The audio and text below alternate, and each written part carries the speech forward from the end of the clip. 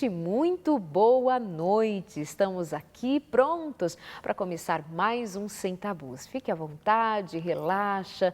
Aqui a gente quer fazer para você uma boa companhia, proporcionar para você bons momentos, uma boa conversa. Esse é o nosso papel aqui, traduzir algum pensamento, alguma ideia, sentimento e emoção que seja importante para você.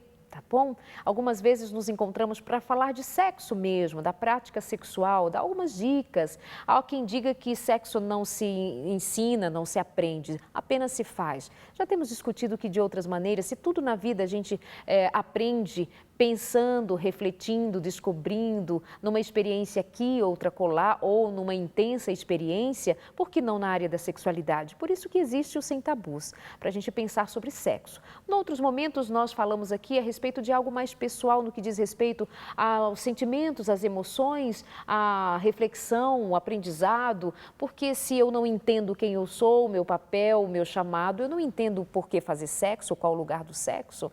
Então, essa conversa boa cabe sempre você. Aliás, ela só faz sentido se você estiver aqui com a gente. Eu convido sempre você a deixar um recadinho, participar, interagir com a gente, usando as nossas redes sociais ou deixando o seu recado principalmente na nossa página no facebook.com/semtabus.nt. O tema de hoje do programa é o segredo e a individualidade. O que quer dizer esse segredo? Em que momento se constrói esse segredo? Que papel ele tem ao longo da vida? Essa conversa, essa resposta vai ser dada ao longo do programa pela nossa convidada. Com ela já fizemos alguns programas e volta hoje. Eu a recebo com muito carinho, com muito prazer, a doutora Kedma Nascimento. Bem-vinda mais uma vez. De tantas outras vezes, será sempre muito bem-vinda. Muito obrigada. Eu estou sempre muito feliz em estar com vocês. Já somos uma família, não é? É verdade. Muito gostoso estar aqui, estar com você que está em casa. A essa hora, né, curioso, interessado e que você tem uma inquietação eterna sobre um conhecimento que vai fazer diferença na sua vida, não importa o papel, ser de homem, ser de mulher, ser chefe de família, né? Mas Deus quer isso. O conhecimento faz com que a gente se aproxime dele. Então é mais uma vez um grande prazer estar aqui, ainda mais com esse tema. Ah, que ótimo, o segredo e a individualidade. Mas deixa eu te fazer uma pergunta um pouco mais filosófica. Qual é o segredo da vida? O segredo da vida está em Deus. Agora, se eu olho para o homem, o segredo está na personalidade. E aí, por que esse tema, o segredo e a personalidade? Hoje nós vamos falar de um outro teórico chamado Paul Tournier, um suíço. Um pastor, ele é evangélico, ele é psiquiatra, é psicanalista, tem vários livros escritos e ele fez uma pesquisa maravilhosa numa área que ninguém havia pesquisado ainda. Qual que é a importância do segredo e em que momento isso acontece e o que ele faz de diferente na formação da nossa personalidade. Para vocês terem uma ideia, ele fez uma pesquisa, ele chegou a pesquisar uma amostra de prostitutas, porque as prostitutas não têm segredo e elas escolheram essa profissão e elas estão bem com ela, elas estão à vontade com ela, com essa profissão. Por que isso? Eu só vou dizer o resultado da pesquisa depois que nós começarmos a conversar. Tanto que nós trouxemos hoje de uma forma diferente, né? Eu vou comentar aquilo que você apresentar, Darleide. Exatamente. Para ficar muito mais importante. claro e para a gente não perder nem o fio da meada, não vai perder mesmo. Mas para que fique mais concreto para você entender, nós vamos então mostrar para você o texto, eu vou lê-lo, você vai acompanhar comigo a leitura enquanto a Kedma comenta e nós vamos construindo a história do segredo e da individualidade, você vai ver onde isso vai desembocar, na tua sexualidade, você vai entender melhor. Vamos lá então, eu vou ler junto com você aí de casa. O prestígio do segredo é imenso na mente da criança, a existência de um segredo no mundo e este me pertence. O que disse? Onde começa isso? A criança, na primeira infância, de 0 a 1 ano de idade, ela e a mãe são a mesma coisa. Ela não existe sozinha. Ela existe pela mãe e ela acha que são uma só massa, né? Ela pensa pela mãe, a mãe pensa por ela, mas a partir daí ela começa a se separar. Ela entende que o físico é diferente, a mãe é uma pessoa, ela é outra, e aí ela começa no processo, principalmente no desmame, o desmame tem um sentido extremamente profundo. É quando eu começo a minha individualização. Eu consigo agir sem ela, eu consigo me alimentar sem ela, eu consigo ser, né, diferente dela. Então, nesse momento, a criança, ela começa a construir o processo de individualização. Então, é uma coisa longa, não é uma coisa simples. Começa aí e ele vai caminhar. Eu não me torno uma pessoa, essa pessoa que eu sou, principalmente com a diferenciação masculina e feminina, de uma vez ou de uma forma simples. É uma forma complicada, tem todo um processo. É isso que está dito nesse momento. Vamos a mais um? Saber algo que os outros não sabem. Passatempo de ter segredos e compartilhá-los com outros é uma fase muito significativa no desenvolvimento do processo de tornar-se pessoa. Então, aí eu tenho duas frases em seguida, né, que a gente pode estar vendo aí no texto, que eu gostaria que você lesse, porque vão explicar essa frase, Darleide. Ok. O primeiro passo, o segredo separa o indivíduo da multidão e, como resultado, a pessoa se forma. No próximo, o segundo passo, o de partilhar o segredo, é igualmente importante. Comunicando o segredo a um amigo escolhido livremente, a pessoa se afirma. Então, na primeira, ela se forma. Ter o segredo que é algo meu. Então, eu vou dar um exemplo que vocês vão morrer de rir. Por exemplo, você chega na casa de uma amiga que tem um bebê de 1 ano. E aí o bebê está lindo, gostoso, e você vai, que coisa, podemos caminhar. Vamos lá. Por sua natureza, o processo de crescer e tornar-se uma pessoa distinta não se pode realizar no isolamento. É sempre o resultado do diálogo entre o eu e os outros eus. Então, eu amo nesse momento uma frase do teólogo e filósofo Leonard Boff, no livro Saber Cuidar, quando ele diz assim: o eu não emerge senão da relação com o tu. Por isso, tu é o parteiro do eu. Sartre caminhava no mesmo sentido. Então, os filósofos todos caminham nesse sentido. Se eu não recebo feedback, se eu não tenho os limites, né? Se eu não sofro, não repenso, não me conscientizo, eu não cresço. É na relação com o outro que ele me dá atenção, que ele me reconhece, que ele me elogia, ele me dá um feedback, então ele está dizendo o que está certo, o que está bom, ou ele também assinala para mim o que não está bem. E eu passo a noite acordada, fico incomodada e penso naquilo, até o momento em que eu estou pronta para fazer uma mudança em função do que ele me falou. Se eu ficar 1 ano dentro de uma sala lendo livros de autoajuda, eu vou sair mais imatura do que eu entrei. Eu vou sair com mais informações. Agora, se eu fiquei 1 semana no banco da praça conversando com amigos, né, com os familiares e trocando ideias, eu saí bem mais madura. O eu não emerge senão da relação com o tu. O isolamento, então, é um grande regresso da existência. Eu não posso. Isolado, eu não cresço. E por isso o isolamento é muito comum nas patogenias. Patogenias, exatamente. Vamos lá? O progresso na individualização se faz na alternância entre o retraimento e a comunicação. Joia. Então, eu me retraio para refletir.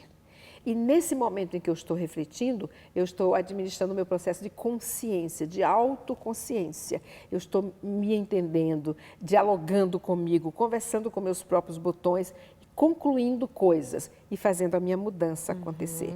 Mas depois que eu estou pronta nesse processo, automaticamente eu quero comunicar para todo mundo que eu cresci. E eu estou mais madura e eu quero a relação de novo. E eu vou começar o processo de novo. Novamente eu me retraio, novamente eu comunico, não é? É um vai e vem. Como se fosse um trabalho muscular. Exatamente. Retrai, como faz solta, o coração, né? Para ficar fortalecido. Solta, exatamente. Isso. Tudo que Deus fez é assim. Retrai, e solta. O pulmão também é assim. Verdade, órgãos vitais. Órgãos vitais. A fase do retraimento leva à elaboração de um segredo. A fase da comunicação ao diálogo, o compartilhar o segredo com um amigo de nossa escolha. Isso. Então, cada vez que eu me retraio, eu tenho a possibilidade de formular mais uma ficha que caiu, mais um processo que eu conheci em mim. Ele estava inconsciente, ele veio ao consciente. Eita, estou me lembrando aqui de pessoas que não aguentam ficar sozinhas. Tem que ter um barulho, tem que ter alguma coisa que simbolize alguém. Ou terminou um namoro, ela nem se refez ainda e ela já precisa de outro alguém. Ela não aguenta ficar sozinha. O que tem aí? Então, eu não consigo fazer o isolamento. É muito difícil conversar comigo. Eu morro de medo de entrar em contato comigo, de me olhar no espelho. Uma imaturidade desse tamanho, então. Exatamente. Então, no outro programa eu citei o Juraildes, né, que é um repentista, quando ele canta "Eu tentei correr de mim, mas aonde eu ia eu estava". E aí eu estou fugindo de mim. Eu quero tirar férias de mim, mas não tem jeito, eu vou para onde eu vou, né? O eu tá junto comigo. Então, na imaturidade, na fragilidade do eu prefiro estar sempre com o outro, me divertindo, não entro em contato comigo, porque é difícil entender e contactar com as minhas fragilidades. Eu não quero entendê-las e também não quero que o outro saiba disso, aí eu não corro risco. E eu não entro nesse processo, eu não cresço. E aquele que gosta de ficar sozinho, O ele introvertido. pode estar muito satisfeito com a companhia dele mesmo? E isso não ser isolamento patogênico? Pode. Por exemplo, o introvertido, num dos programas passados, nós conversamos sobre os tipos psicológicos. E falamos do introvertido, que não é o tímido, não é o inibido. É a forma como ele se energiza. A timidez, a inibição, significa uma questão com a autoestima. Sim. Né? São diferentes. E o introvertido, ele necessariamente precisa de tempo com ele para refletir, porque todo o processo de energização dele é através da reflexão. Ele reflete sobre emoções, sentimentos, coisas que aconteceram no dia, né, conhecimentos, e a partir dali cai uma ficha. Ele se energiza com esse processo. Isso é normal, é importante, e ele precisa desse tempo sempre. E às vezes pode não ser muito demorado, pode ser só o banho mais longo. E ele já sai energizado, pronto para estar no diálogo com um extrovertido, duas pessoas, não multidão. Ele nunca prefere a multidão. Já o extrovertido, ele quer sempre a multidão. Mas mesmo o extrovertido, chega um momento que ele foi intensamente buscado no dia, estava com a multidão, com uma massa de pessoas durante o dia. À noite ele quer um tempo para refletir, né, para relaxar, para conversar com ele. Faz parte. Você está aqui com a gente no Sem Tabus e nós estamos entendendo sobre o segredo e a individualidade. Calma, nós estamos construindo a ideia e a cada bloco você vai entender um pouco mais e ao final de tudo, por exemplo, hoje eu vou pedir para ela falar sobre este segredo, dentro deste segredo, no trabalhar da individualidade, por exemplo, e o indivíduo que fica com um, fica com outro, fica com vários, e essa pessoa que não sabe exatamente o que quer nos relacionamentos e simplesmente acha que uma troca no corpo, num ficar com várias pessoas vai resolver a sua questão, ainda no programa de hoje. Vamos lá ainda com mais um texto. A fase do retraimento leva à elaboração de um segredo. A fase da comunicação ao diálogo, o compartilhar o segredo com um amigo da nossa escolha. Isso. Então, sempre que eu descubro ou que eu dou mais um passo no meu processo, que veio do retraimento, eu quero compartilhar isso. Eu me curto. Que bom. Veio mais um passo de maturidade, mais um passo que eu descobri em mim e eu quero partilhar isso. Aí vem a comunicação. Mas para isso eu escolho alguém que eu confio. É o melhor amigo, né? Pode ser o cônjuge, se for o caso. É alguém que acompanha o meu processo e que curte isso. E que me dá feedback de novo. Tem razão. Nossa, você mudou em alguma coisa. E aquilo é muito gratificante para mim. E a minha individualização vai acontecendo passo a passo, né? Porque eu tenho o processo de formar o segredo e eu tenho, que é o tornar-se a pessoa, e eu tenho o processo de ir me afirmando, que é o processo de comunicar. Só no diálogo é que eu afirmo, porque o outro diz assim, é verdade, você mudou. Eu percebi isso de tal forma. Isso é a afirmação. Só para ir resumindo o que já foi dito, o segredo é, então, o quê?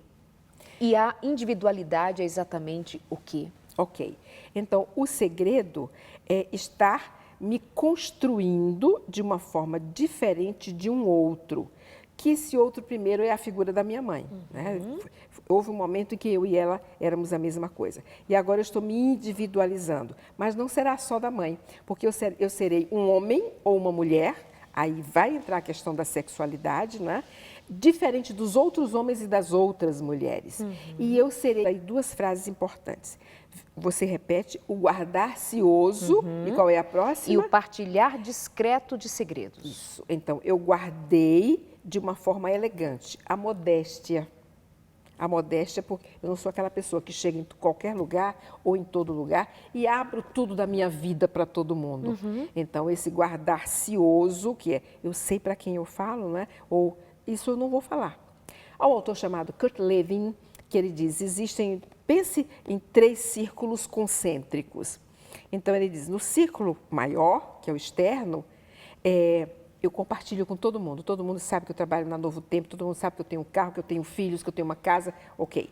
No círculo do meio, eu partilho as coisas com algumas pessoas, só a minha família sabe dos meus planos. No círculo menor, eu não partilho com ninguém, às vezes no máximo com o meu cônjuge, com o meu terapeuta ou com Deus. Então, eu preciso saber com quem eu partilho. A modéstia é o primeiro passo, quando eu faço o segredo, e na hora, o segundo passo é o pudor. Ok, vamos fazer assim, pausa, na volta ela vai falar sobre o segredo da sexualidade. Aliás, tudo o que estamos dizendo tem a ver com a sexualidade, tá? Mas ela vai falar especialmente sobre o segredo da sexualidade. Intervalo rápido, já voltamos com você.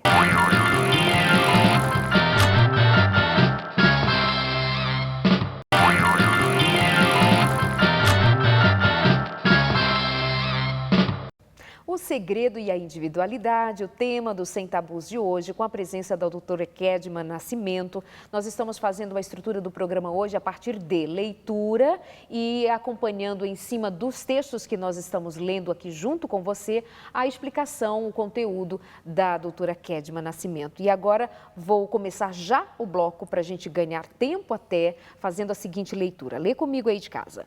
Quando a adolescência dá lugar à masculinidade e à feminilidade, um segredo detém a chave do santuário interior da pessoa. E este é o segredo da sexualidade. Pode explicar? Claro, e isso não começa na adolescência, né? Isso se fecha aí na adolescência. Então, a criança, na faixa etária de 3 a 5 anos de idade, é uma nova infância para ela, principalmente 5, 6 anos de idade.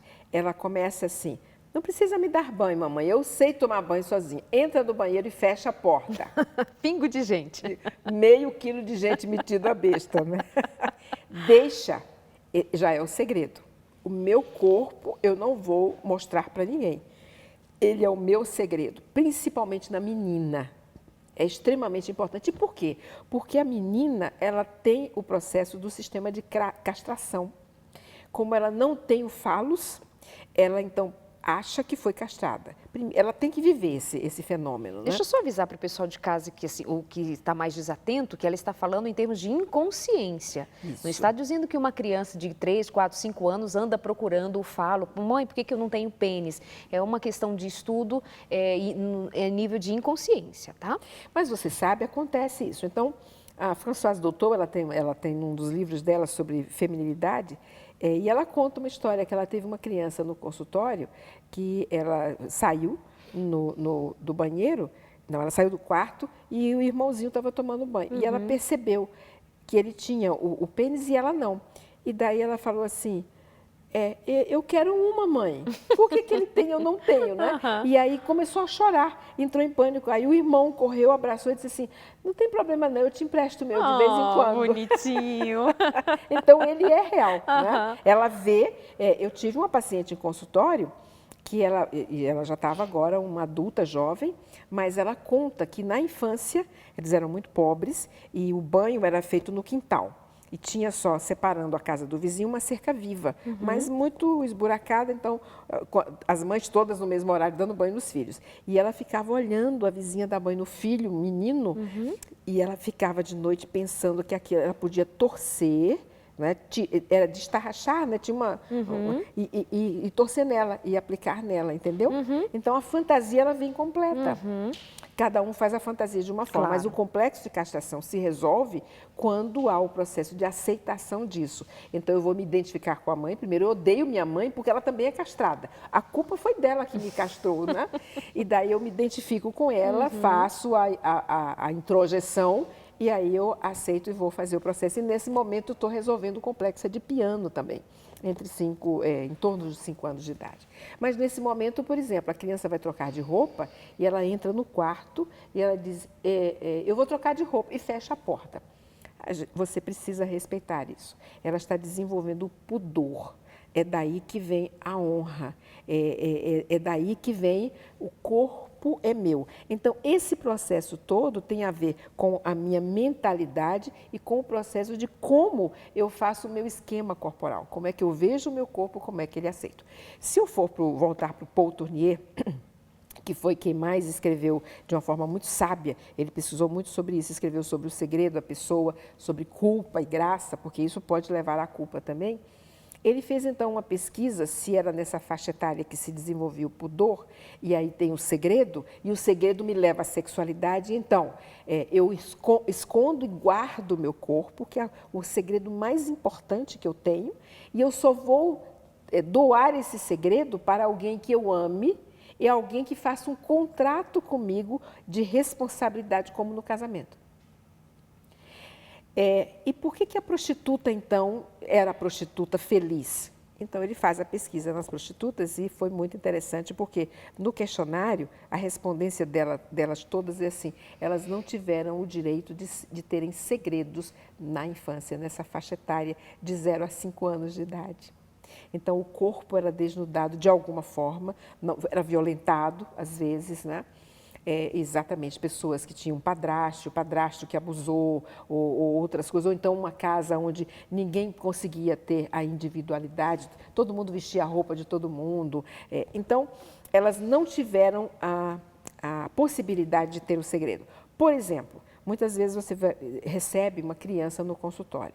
Primeira coisa que você vai falar para os pais, o que se passa entre o terapeuta e a criança é dos dois. Quando ele chegar em casa, não pergunte para ele o que foi que vocês trabalharam naquele dia. Pode ser que ele chegue em casa e diga, hoje foi tão legal, a tia Kedma jogou tal coisa comigo, porque tem muito joguinho ali no processo. Ou fez uma caixa de areia comigo. E aí foi muito legal. Mas ele não contou o conteúdo. Exatamente. Não pergunte. Se ele não contou, aquilo é um segredo dele, está fazendo parte do processo de individualização. Ali no processo psicoterápico, no consultório, ele foi levado a pensar um pouquinho mais sobre ele. Caiu alguma ficha no nível do entendimento dele. Ele cresceu, mas aquele é o segredo dele. E é interessante que ele usa isso para dizer, tá vendo? Eu tenho um segredo, não te conto. Você é minha mãe, mas eu não te conto. E a mãe curiosa, então conta para a mamãe, o que foi? Está errado. Não, o segredo é dele. Ele vai dividir quando ele se sentir à vontade para dividir aquilo, porque primeiro ele está fazendo o processo de tornar-se a pessoa. E vai dividir quando ele quiser se afirmar. Então, a sexualidade, ela vem desse processo, a sexualidade sadia. Se eu vou formando segredos, eu sei como eu partilho segredos e a partir de agora o meu corpo, a sexualidade é o maior segredo. Nesse momento, a criança está na fase fálica. Ela está descobrindo exatamente esse processo das diferenças sexuais, né? Daqui a pouco ela vai vai entrar na fase genital, vai ter um processo de latência, volta de novo na fase genital já pronto. Aí já está dos 12 aos 18 anos, pronto para então fazer um contrato de casamento e doar-se. Então, entregar o corpo é contar, é dividir o maior segredo que eu tenho. E esse é ponto de equilíbrio. Então, saúde mental. Quando há essa entrega do corpo irresponsavelmente, entrego. O que tem por trás dessa entrega toda? De dividir esse corpo, ou seja, o não ter esse segredo? Eu não tenho o sentido de importância do meu corpo, não tenho um processo de individualidade bem formado, eu não tenho um sentido de existência e de significado. Eu sou qualquer um. Não tem problema, qualquer um pode pegar, qualquer um pode ter. Eu não faço escolhas e você não precisa ter um contrato de responsabilidade comigo, onde eu vou sentir segurança de que você vai respeitar o meu segredo. Muitas vezes a baixa autoestima está associada a isso. Tia Kedma, eu fiquei no fim de semana com, sei lá, 5 garotas, 3 garotos. Eu beijei, eu peguei, me permiti. Isso é ser feliz, é curtir a vida, tia Kedma. O que vai acontecer? Eu vou pedir para você ler o próximo slide. Então, vamos lá. Que vai falar um pouquinho da promiscuidade. Vamos lá, então. Joga aí. É quase impossível evitar a conclusão de que o eu e o sexo estão inextricavelmente ligados. O seu corolário, que desvendar seu íntimo sem discrição é equivalente à emasculação e perda da personalidade. Então, e aí quando eu faço isso, que foi a sua pergunta, eu sou qualquer um na multidão. A individualização significa eu sou uma pessoa especial, diferente da multidão. Eu tenho um eu, né? E nesse momento eu sou só mais um na multidão. Não tem mais um significado específico. E eu vou despersonificando o meu processo, né? É triste. Vamos falar da modéstia? Aham. A modéstia é a maneira que a natureza emprega para proteger este segredo. Então, na modéstia eu estou vestida decentemente. Né? Eu não estou com uma roupa onde eu mostro o meu corpo, onde eu desnudo o meu corpo e onde qualquer um vê e até perde a graça, nem deseja mais ele. Ou qualquer um que queira usar, vai lá e usa. Então, a modéstia significa como eu guardo o meu segredo, como eu guardo o corpo, que agora é o segredo maior. E é muito interessante que os próprios homens dizem assim, né? A mulher usa um decote onde está começando a aparecer o caminho do inferno, né? Alguns dizem que aqui é o caminho do céu e o outro é o caminho do inferno, mas tudo bem. E aquilo, nossa, gera uma curiosidade. Nossa, como que será? Se abrir mais um pouquinho, né? Parece que é bonito. Nossa, parece que é sensual. Estou desejando. Olha o segredo que faz também. Faz com que o outro respeite, deseje, mas respeite aquilo ali, né? Quando eu tenho um decote super pronunciado, onde tudo já aparece, então eu tenho o busto totalmente desnudo, ele olha e fala, é só mais um. Não faz diferença. Não tem o desejo. Olha como as coisas são feitas. Então, a modéstia, ela faz com que eu guarde elegantemente o meu segredo, que agora é o corpo, que é a sexualidade. Vamos falar de pudor e honra.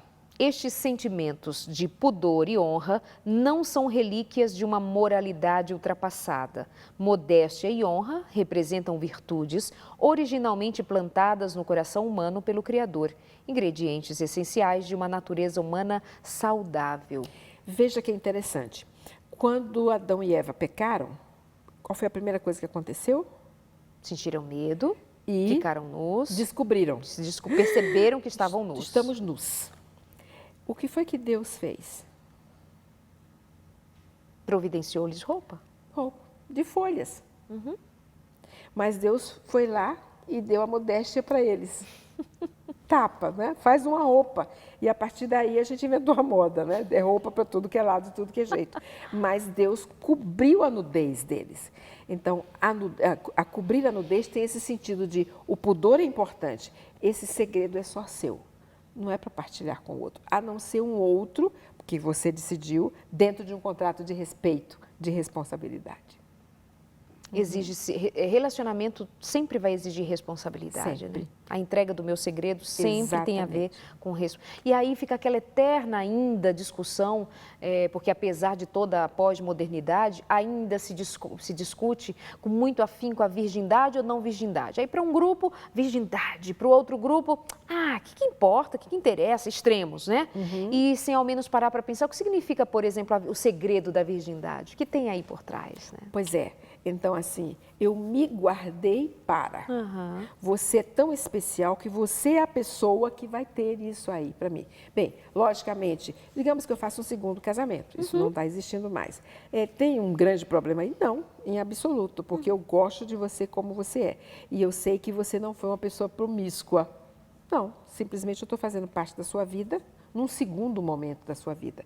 Mas o respeito que, por exemplo, um homem tem, quando ele sabe e comprova isso, né? Que é uma mulher virgem, ele foi o primeiro homem, foi o homem que desnudou, foi o homem com quem ela partilhou esse segredo, o respeito dele por ela é muito maior. E o sentido de importância para ele, nossa, guardou para mim, é muito maior. Essa relação é mais profunda. Promiscuidade, você citou, então vamos lá. A modéstia e a honra são reconhecidas como sentimentos salutares que visam proteger a pessoa do ácido corrosivo, da indiscrição e promiscuidade. Continuando. Aqueles que antecipam as coisas e se entregam ao outro antes do casamento estão, em certo sentido, enganando-se a si mesmos. Pensam estar penhorando seu amor, quando na realidade estão amesquinhando seu significado essencial, uma vez que a plena responsabilidade não é assumida numa relação clandestina, mas no eu prometo do casamento. Esse é o ficar. Lembra, você fez essa pergunta lá. O que significa o ficar? E o ficar vem de onde? Hoje eu tenho uma balada, por exemplo. Qual é a primeira coisa que o jovem de hoje faz quando ele está a caminho da balada? Ele já sai com a garrafa de rum. Ele já sai bebendo. E nesse processo ele já vai liberando o id. O que é o id? O Freud foi muito, muito importante, né? Foi de uma inteligência divina, quando ele descobre que eu tenho duas partes no meu psiquismo, uma o consciente e outra o inconsciente. O inconsciente, o conjunto ao qual ele chamou de id depois, aí estão todas as minhas pulsões, as minhas paixões, estão os meus instintos. Ele não tem organização, uma coisa não se conversa com a outra.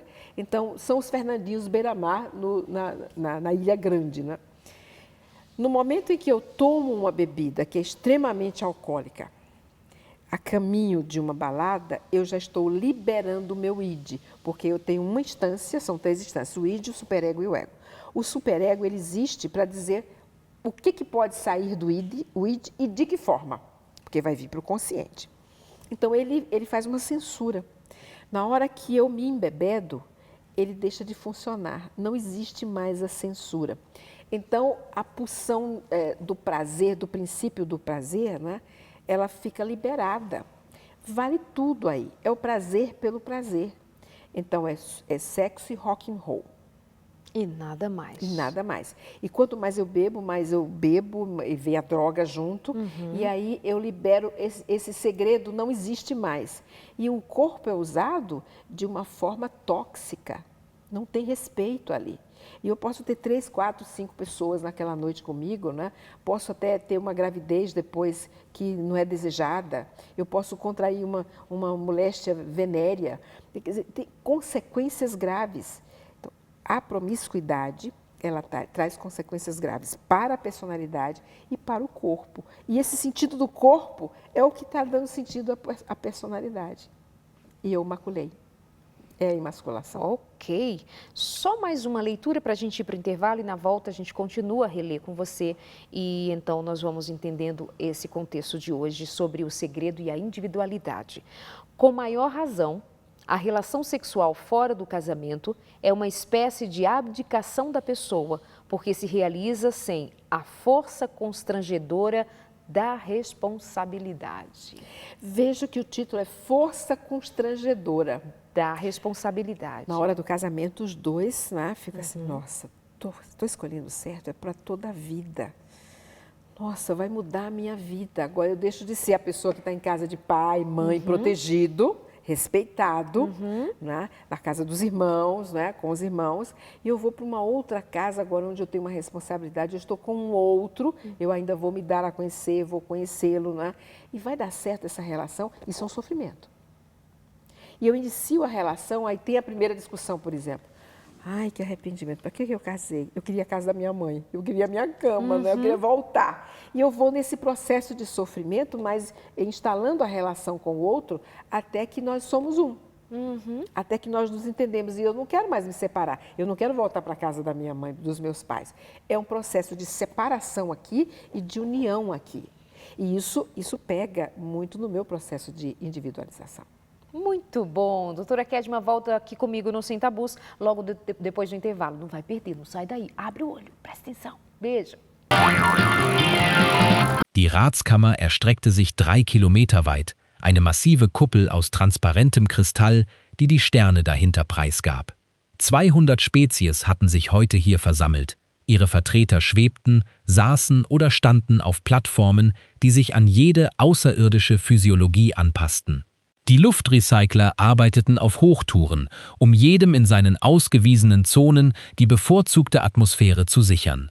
Botschafterin Sarah Chen stand auf der menschlichen Plattform, ihr grauer Anzug makellos und professionell. Nach menschlichen Maßstäben war sie eine kleine Frau, kaum 1,50 groß, mit schwarzen Haaren, zu einem ordentlichen Dutt gebunden. Ihr Gesicht zeigte keinerlei Emotion, als sie die Frien-Delegation auf die Mittelbühne zukommen sah. Die Frien waren beeindruckende Kreaturen. Kriegsprimat Thraxus war fast 3 Meter groß, die Unterarme über seine gepanzerte Brust verschränkt. Dicke Schuppen bedeckten seinen Körper, tief karminrot gefärbt mit schwarzen Mustern, die seinen militärischen Rang kennzeichneten. Seine Spezies hatte sich aus Rudeljägern auf einer Welt mit hoher Schwerkraft entwickelt, und das zeigte sich in jeder seiner Bewegungen. Hinter ihm standen 6 weitere Spezies in Formation. Jede repräsentierte eine Kriegerrasse, die sich in den letzten 1000 Jahren dem Vreen-Kollektiv angeschlossen hatte. »Wir überbringen eine formelle Erklärung«, verkündete Thraxus. Seine Stimme dröhnte durch das Übersetzungssystem der Kammer und wurde augenblicklich in 200 verschiedene Sprachen umgewandelt. Die Spezies namens Menschheit hat unsere territorialen Abkommen verletzt. Sie haben 3 Welten in der umstrittenen Zone besiedelt.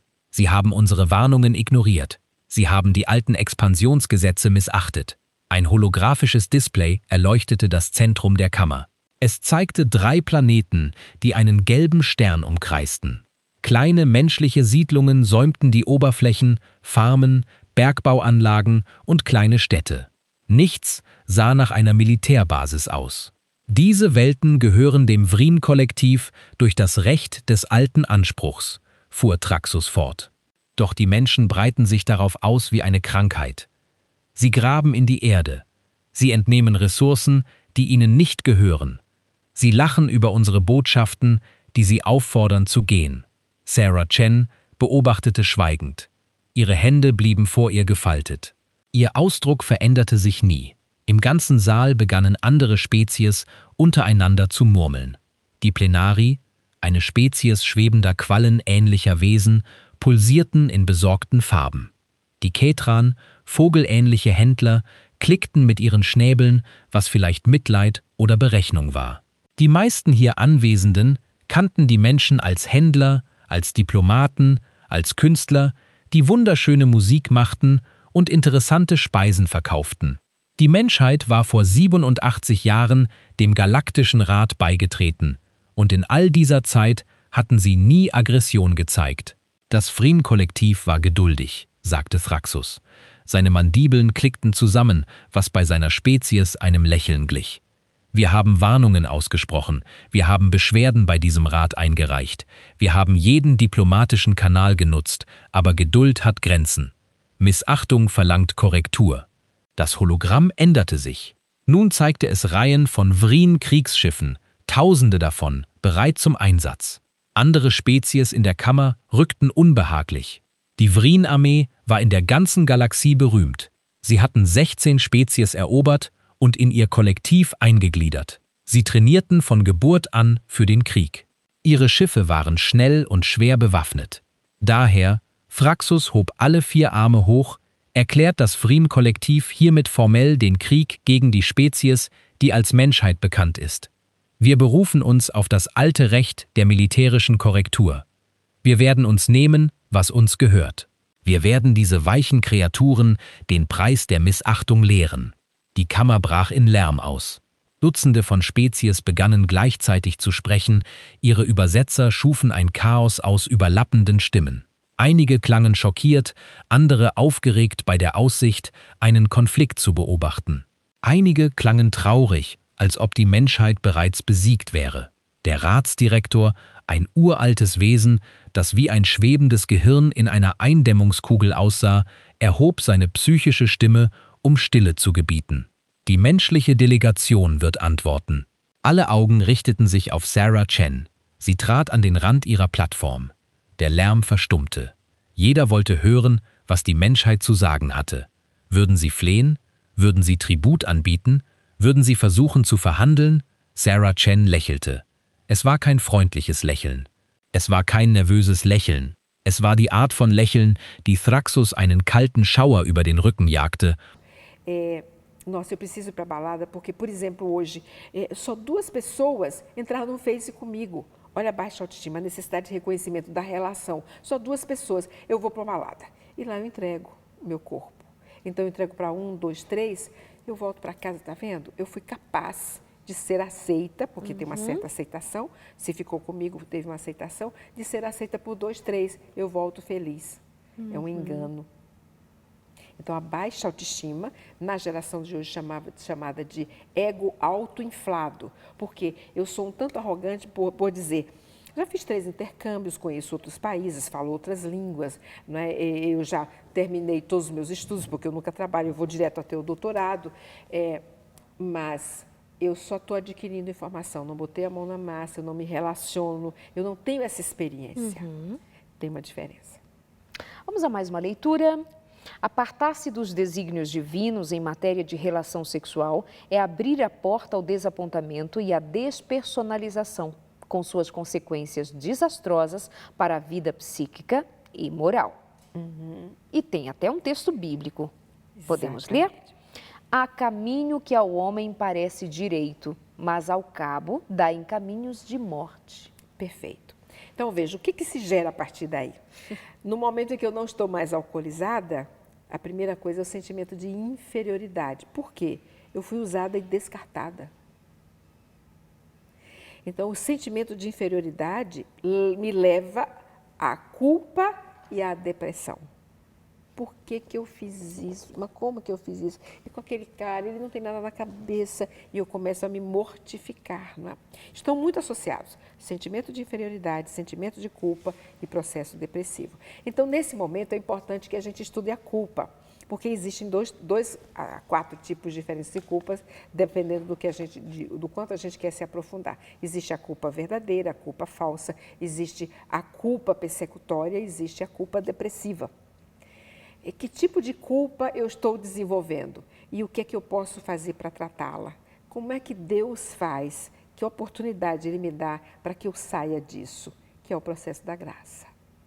Então, vamos ver se rapidinho dá para a gente falar um pouquinho a respeito dessas culpas. Pode ser? Pode. Vamos lá. Culpa verdadeira e falsa. Vamos falar então de um tipo de culpa, segundo Freud.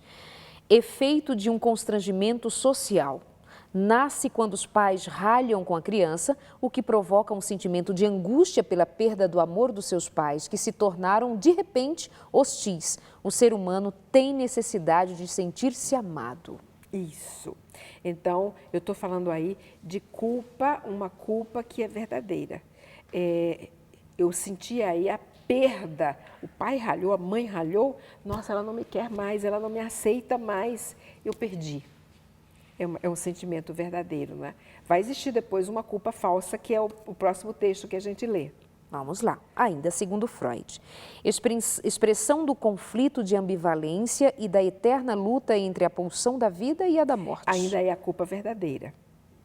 Mas nem sempre esse sentimento de culpa aparece no campo da consciência e muito frequentemente encontra-se recalcado num plano inconsciente, manifestando-se indiretamente por algum de seus efeitos, como irritabilidade, mau humor, apatia, depressão, perturbações psicossomáticas. Eu não sei exatamente o que eu estou sentindo. Eu não tenho o porquê de estar sentindo isso. Não está no meu consciente ainda. Porque tem uma parte do eu que é inconsciente. E isso aí está na parte do eu que é inconsciente.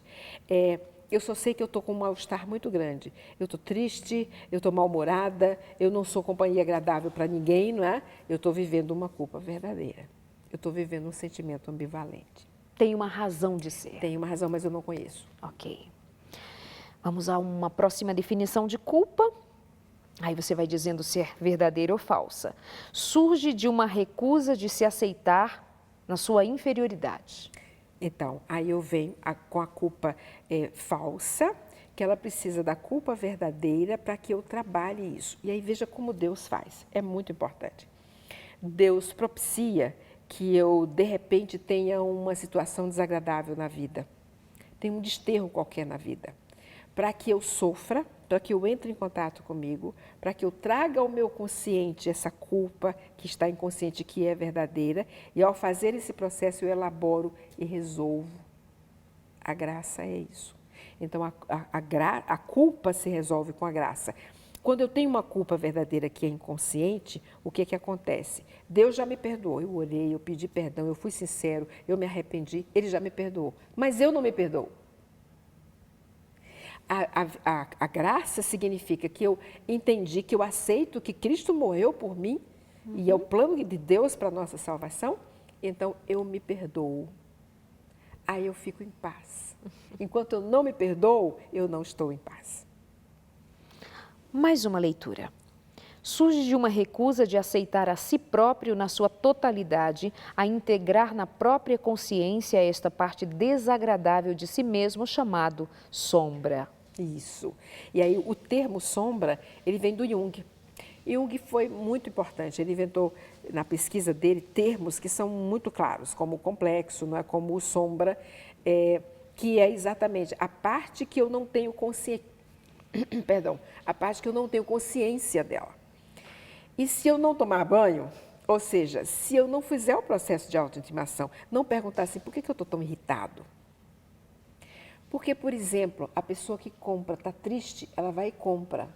Ela vai comprar para alguma coisa boa, alguma coisa que vai dizer para ela que ela não é inferior, que ela está na moda, que ela é aceita pelas outras pessoas da faixa etária, do ambiente onde ela vive, mesmo que ela tenha comprado uma coisa que foi muito além do que ela pode comprar, mas ela vai ser aceita por aquele que usa aquilo. É o sentimento de inferioridade gerando a culpa e a culpa deprimindo.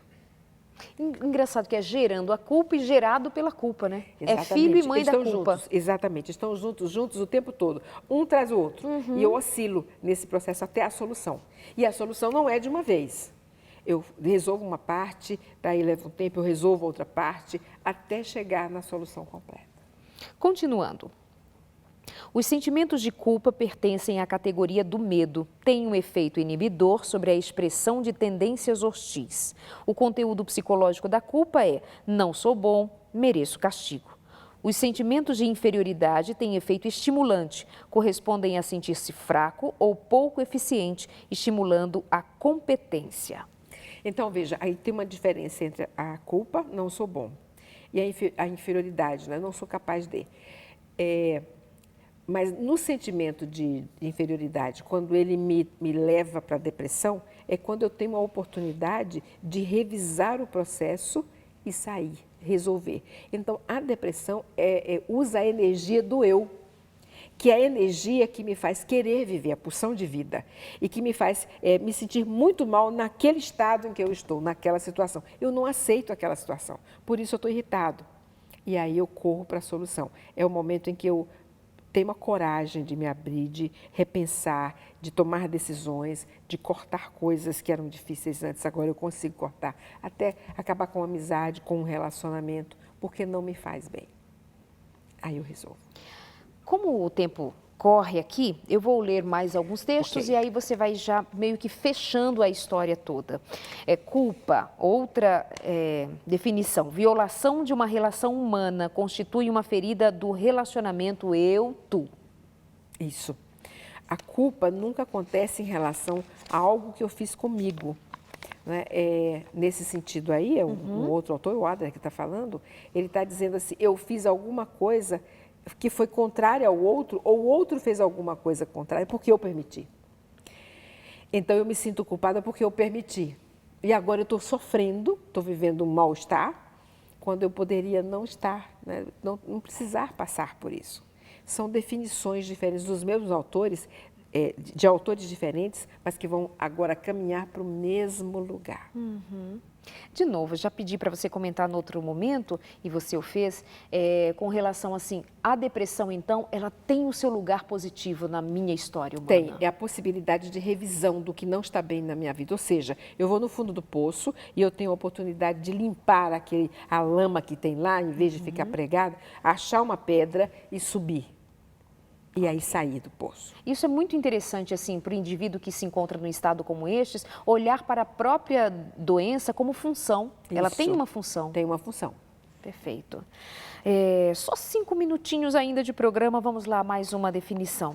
Agora uma culpa, fazendo a diferença entre culpa funcional e falsa culpa, né? Resulta da sugestão social, do medo, dos tabus, do medo da perda do amor do outro, sugestão social, normal na criança, subsiste muito intensamente em todos os neuróticos e parcialmente em todos os adultos normais. Aparece como sinal de uma fixação infantil ou de uma regressão, uma dependência infantil dos pais ou figuras de autoridade anormal quando na idade adulta, sugestão social.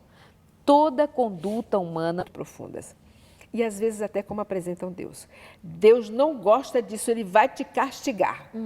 Nossa, que culpa! E aí, como eu nunca vi Deus, eu faço de Deus uma fantasia assim, um monstro. Ele é enorme, né? Tem uma cara feia, faz barulho. E eu começo, em vez de ter uma relação com Deus, eu começo a ter medo dele. Agora, culpa, valor ou verdadeira culpa resulta de valores próprios e da consciência clara de ter violado um padrão original e é um auto-julgamento feito com liberdade, convicção moral. Isso. Então, essa culpa é assim, eu quebrei um valor. Eu sabia que aquele indivíduo, ele não tinha caráter suficiente para conviver comigo, mas eu quis arriscar. E foi ruim. Vou voltar atrás. Está dentro da moralidade, valores, e eu posso tomar uma decisão. Aprendi uma lição, mas tirei uma prova. Eu tinha dúvida se realmente não era a pessoa da minha vida. E agora eu tenho certeza que não é a pessoa da minha vida. Eu me conscientizei, eu tomo uma decisão e eu resolvo. Porque a grande questão do sentimento de inferioridade, do sentimento de culpa, do sentimento de depressão, é que eles não são bons para mim. Eu não posso ficar convivendo com eles a vida toda. Em algum momento eu preciso resolvê-los. Seja a culpa verdadeira ou falsa, eu preciso entrar em contato com ela, transformar a culpa falsa em verdadeira e resolver essa culpa. E Deus me dá toda essa condição, porque Ele resolve antes de que eu até me conscientize daquilo que eu fiz. Deus gracioso. Gracioso. E amiga, todo esse percorrer, todo esse caminho de como eu vou passar por ele, de quantos altos e baixos eu vou passar, de como eu vou decidir, enfim, tem a ver com aquele segredo, se eu abrir para qualquer um, se ele foi construído em mim, é toda a história bem amarradinha, né? Perfeito. Então, a personalidade não é completa, firme e rígida. Ela está baseada nesse segredo. O que é o estupro? Por que ele é tão violento e por que ele marca de forma definitiva? Não é? Porque eu perdi o meu segredo sem eu ter decidido que eu queria compartilhar esse segredo. Ele foi roubado de mim. Ele me vituperou, essa é a palavra. Então, o meu corpo foi, de alguma forma, desrespeitado, dilacerado. Perfeito para terminar o programa, dando este exemplo de como perder o segredo arranca da gente a condição de entender, de consciência de como nós somos, devemos o quanto mais nos proteger de nós mesmos e do outro, para nos manter inteiros, sem quebraduras, sem marcas, sem perdas, mas quando tê-las, aceitar a graça, Isso. aceitar que pode ser curado, restaurado. Minha amada, muito obrigada. Deus te Prazerão. abençoe. Amém. A todos Amém. nós. Que tenha sido útil para você. Com certeza. Obrigada, queridos aí de casa. Fiquem com Deus, uma boa noite, bom descanso, pensem bem, façam reflexões, guardem segredos, segredos com vocês mesmos, guardem-se para si mesmos, para dividir com o outro, somente quando estiver consciente, certo, responsável, num contrato de amor, num trato de ser feliz. Beijo, nosso trato fica marcado para voltar na semana que vem. Até lá.